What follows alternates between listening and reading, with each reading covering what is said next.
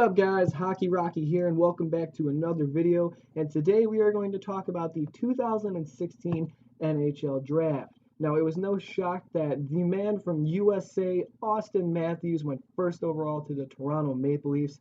Obviously we knew Matthews was going to go first. We also knew that Patrik Laine was going to go second, but we'll talk about him in a little bit. Austin Matthews runs about 6'2", he's a forward position, Team USA. He's going to be jumping straight into the NHL next season, most likely, and he's right away, as soon as he steps onto the ice, he's going to have an impact with Toronto. Now, Toronto's not had an elite leader in quite some time, such as Taves to the Blackhawks or Crosby to the Penguins. And I think Austin Matthews is really going to take over that type of player for Toronto and that type of positioning that they do really need. They now picked up their goalie. They're going to have a leader in Matthews coming in as a rookie. They're starting to fill in these gaps, and Toronto's really starting to look like a good team. Who knows? 2 years from now, they could be making a deep playoff run. Then Patrik Laine taken second overall to the Winnipeg Jets. Also not a surprise. We knew that the Jets were going to take Laine if the Leafs had taken Matthews. It happened. No surprise. Laine also about 6'3", so we got some good height here in the forwards. Plays a forward. He's a Finnish. I don't know too much background on Laine, except he played really well in the double IHF with Finland, so I'm sure he'll come in, take over that leadership role as well with Winnipeg, and we'll see how it goes from there on down. Then the big surprise, I thought, the Columbus Blue Jackets with the third overall pick selected Pierre-Luc Dubois, also a forward, the first player selected from Canada, running about 6'2". Pierre-Luc Dubois was a surprise. I had him down around 5th on my list. I had Jesse Puljujarvi going to Columbus, and then I had Olli Juolevi going to Edmonton. Unfortunately, I was wrong there, but who knows? Columbus could be onto something. Pierre-Luc Dubois could be their next Rick Nash in the future. Who knows? I have no idea. So now you look down the list here, you'll see people that were drafted afterwards. Jesse Puljujarvi ended up going to Edmonton, and I'm very excited to see him down there in oil country. So that's pretty exciting. Matthew Tkachuk, son of NHL Hall of Famer Keith Tkachuk, going to Calgary. Arizona, as you see, has 2 picks in the first round, Clayton Keller and Jacob Chutrin, who dropped immensely down the list from where I thought he would have went. I thought he would have went right around Alexander Nylander or Tyson Jost or Mikhail Sergachev, somewhere in that area. So I was really shocked. Really, there's no other word to put in that Chutrin dropped so far down. Now, if you look in the country slot, you'll see a lot of Americans drafted in the first round, and I believe it's the very first time the USA has beaten out Canada in players drafted in the first round.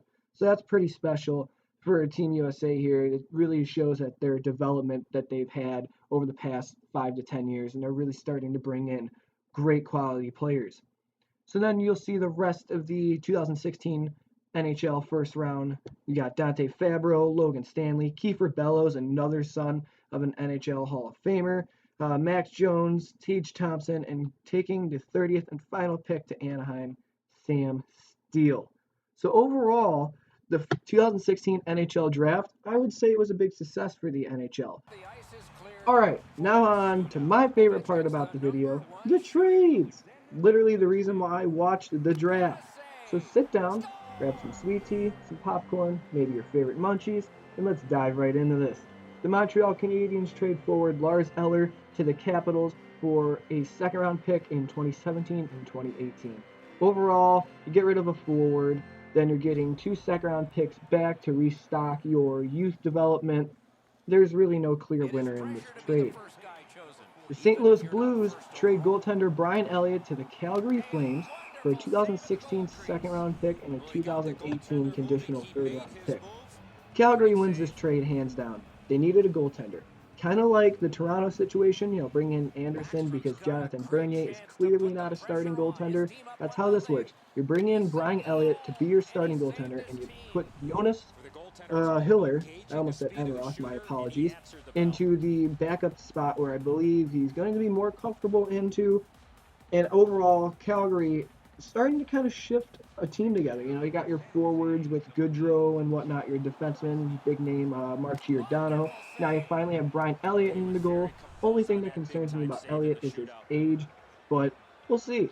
Hopefully he can be good for a couple of years. And then, who knows, make another trade, have somebody come up from the Flames down in the AHL. Who knows? Chicago Blackhawks cap space bothers them again. It just won't go away. The Chicago Blackhawks trade forward Andrew Shaw to the Montreal Canadiens for 2 2016 second-round picks. Honestly, Blackhawks win this trade. Shaw's a good player, but he's not worth 2 second-round picks. Jeez. All right, I'm not sure what they were thinking there. The Florida Panthers trade defenseman Dmitry Kulikov and a second-round pick to the Buffalo Sabres for defenseman Mark Price and a 2016 second-round pick and a 2016 third-round pick.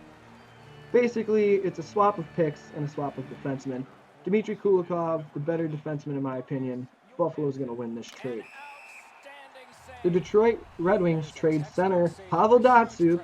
Now everybody hold your horses before you freak out. A 2016 first-round pick to the Coyotes for a 2016 first-round pick and a 2016 second-round pick. Now, are they actually trading Pavel Datsyuk to the Coyotes? No. Pavel Datsyuk is going home, like I've said before.